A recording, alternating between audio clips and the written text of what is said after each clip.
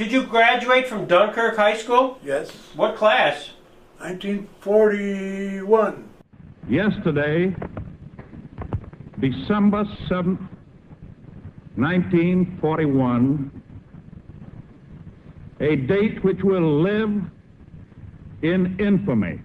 I was driving around the point, just like I normally just taking a ride around the point, and the news flash came out that the Japs were bombing Pearl Harbor. When you got the letter, it said, "Greetings." Did a lot of your friends get that letter too? Yes, at that time the few of us all went to service together.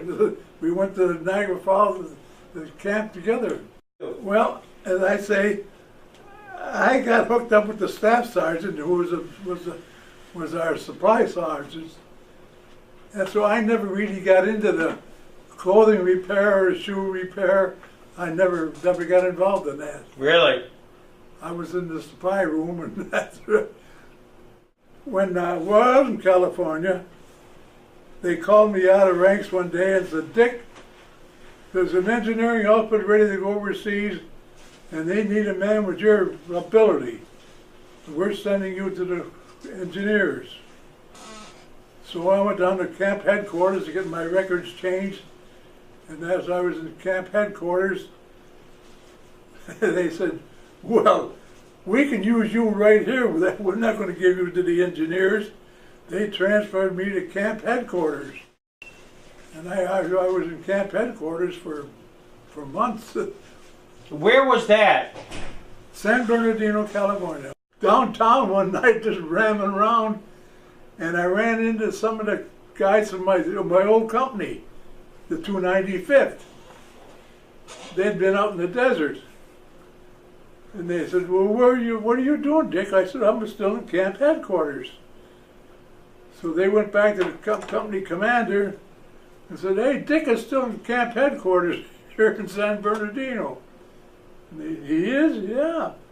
So he went about and pulled strings of some kind or other and got me back into my original company. No kidding. Yeah. We went to Boston, port of embarkation, and we went overseas. Where did you end up landing in Liverpool. We didn't stay there very long. We went right down to Southampton, boarded an LCI, and went across the English Channel right into France. We weren't in England. I don't think we were there a week. Oh, it was probably a month after D-Day, at least that I would say, yeah. What was coming up next? Well, this time it would be San Lo. The thing that stuck in my mind the most was when we went through a big empty field, and there was a cemetery at St. Lo, where all the fellows that were killed at Invasion Day, that tremendous big cemetery with crosses on it. Yeah. What did you, as an army, did you stop? Did you memorialize? Did you, was there any we sort were just moving, we couldn't stop at all.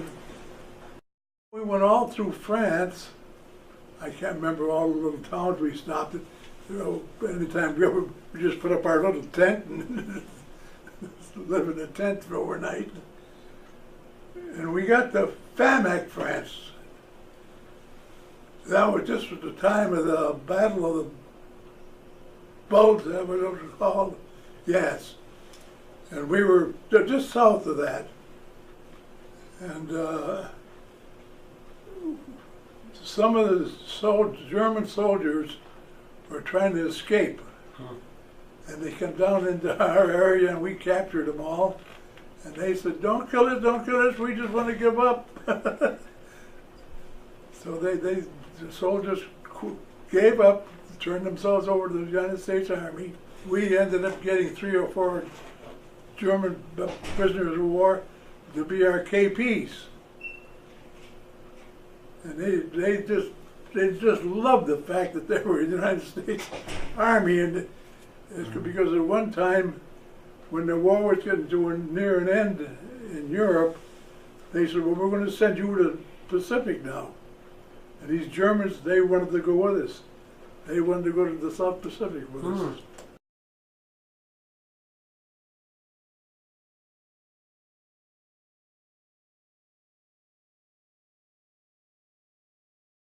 We were never really in combat. Right. We were behind the lines, to say, so we really never saw any combat. They'd bring in all this damaged clothing, shoes, clothing, and we had trailers with sewing machines in it, and trailers with shoemaking machines in it. And the boys would repair the clothing and repair the shoes. You have just seen the United States Army Quartermaster Corps going about its job for the United States Army in Europe. We could see the masses of airplanes going over the bomb every day. You know, you'd see all these massive airplanes, bombers going over it. In fact, in one little town we went into, I forget the name of it now, the town was pretty well blown off the earth. One building was standing, and that building was a brewery. No kidding. They did not bomb the brewery. In fact, we went and got beer there at night, yeah. Well, I suspect to the victor, the spoils. Yeah. Somebody sprayed VE Day, Victory in Europe Day, in buttercream frosting on the victory cake. The day the war ended, we ended up in Munich, Germany. Well, as we pulled into Munich, some of the GIs were starting to come back out. And what's going on? The war's over. Was there celebration? Well, they had beer. I mean, there was always a brewery left standing. We'd drink beer out of our canteen cups. Did you ever get to Nuremberg?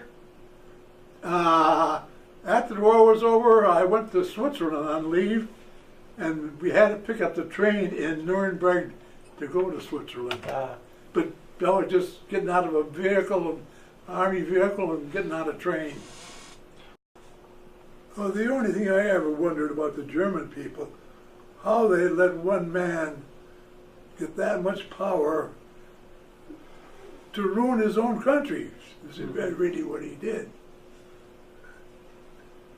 Would I go back in the army again? Oh, well, I got to tell you, just before I was coming home from Germany, they called me into camp headquarters one day. They said, "Dick, if you'll sign up to stay here in Germany, we'll make you a second lieutenant right here on the spot." I said, "Keep your second lieutenant, I'm going home." Well, thank you, Dick. Well, very good. We've taken up a lot of your time. All righty. Thank you, sir.